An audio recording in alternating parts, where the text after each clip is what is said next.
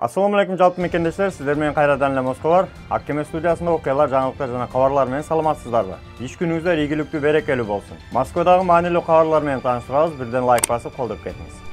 Алгач эле эң сонун кабар менен тааныштырып кетели. Кыргызстанда боорго алгачкы операция 10-11 июнда жасала турган болду. Алымкадыр Бейшеналиевдин айтымында азыркы тапта Бишкектеги Кыргыз-Түрк достук ооруканасында даярдык жүрүп жатат. 4 бейтаптын толугу менен кароодон өткөн. Türkiye'den adisler kelip operasyonu Kırgızstanlık medikler менен чогуу жасашат. Өзгөчө айта кетчү нерсе, министр операция акысыз болоорун божомолдоду.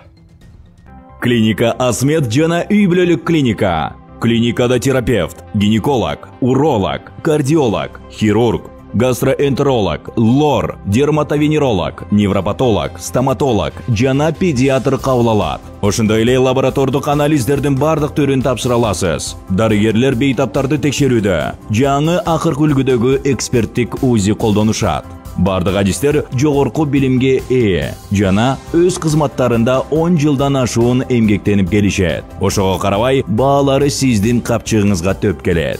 Толук дарегибиз Москва шаары, метродон 1 мүнөттүк жол, метро Фанвизинская, улица Милошенкова 3К1. Байланыш номеру +7 915 227 0005. Метро Тушинская, проезд Ротонавтов көчөсү 9. Байланыш номеру +7 925 088 02 02.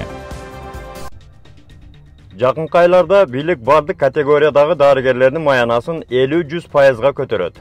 Бул тууралуу Саламаттыкты сактоо министрлигинин башчысы Алымкадыр Бейшеналиев биздин пресс-борбор өткөн брифингде билдирди деп айтат Спутник Кыргызстан. Кыргызстан менен Россиянын ички иштер министрлигинин башчылары кызматташууну талкуулады.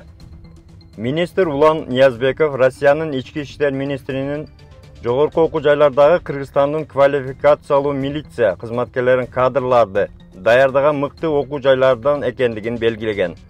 Россия Федерациясынын ички иштер министри Владимир Колокольцев да мындан ары кызматташууга даяр экенин айткан. Кыргызстанда сыртка кеткен мигранттардын саны 300 000 адамга кыскарды. Бул тууралуу өкмөт башчынын орун басары Эдил Байсалов Женева шаарындагы эл аралык эмгек уюмунун директору Жилбер Ункбо менен болгон жолугушуусунда айтты. Бүгүнкү күндө өлкө ичинде мигранттар жумуш орундарын түзүп гана тим болбостон, Кыргызстан азыр эл аралык эмгек мигранттары үчүн жагымдуу өлкө айланып баратат, деди Байсалов. Министрлер кабинети өткөн жылы чет жакта эмгектенип жүргөн кыргызстандыктардын саны 1 100 000 болгонун айткан. Акылбек Жапаров Евразия өкмөттөр аралык кеңешине катышуу үчүн Белоруссияга барды. Жыйында өлкөнүн премьерлеринин жыйынында соодадагы тоскоолдуктар маселесин көтөрүп, аны чечүү жолдоруна токтолгон. Анын айтымында бул үчүн ички өндүрүштү жана керектүүнү стимулдаштыруу зарыл. Ал жүктөрдү ташып өткөрүүдөгү көзөмөл текшерүү иш-чараларын жөнгө салууну сунуштады. Бул үчүн көзөмөл чараларынын бирдиктүү тизмесин түзүү зарыл. Россиядан уже тажадым, Европага барып жумуш кылыш керек дегендерге Береке.ру сайтында иш, жумуш берилет деген жеринде Европага болгон сайттар бар, ошол жерден карап жардам алсаңыздар болот. Андан сырткары Google Play'de Береке.ру приложениясын көчүрүп алсаңыздар, чоң жардам болот өзүңүздөргө. Бүгүнкү кыскача кабарлар сиздерге пайда алып келди деген ойдобуз. Каналды колдоп, лайктан басып, катталып, тууган уруктар менен бөлүшүп кетиңиздер.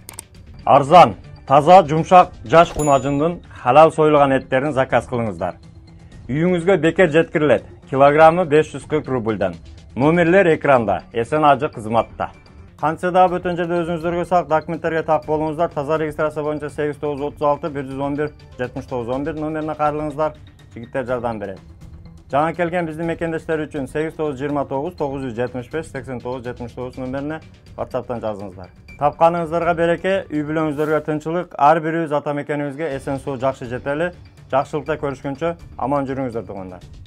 Москвада мекендештер, документ жок кыйналсаңыздар, регистрация бүтүп калса же өтүп кетсе же жоготуп алсаңыз, миграционканы жаңылатыш керек болсо, чек арага коркпой чыгып келейин десеңиз, баягы эле Москвадагы хит болгон Мухиддин ажы кызматта.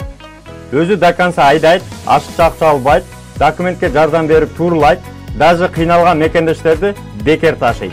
Мухиддинге Москвардан деп чалсаңыз, по-братски жылуу жумшак барып келесиз.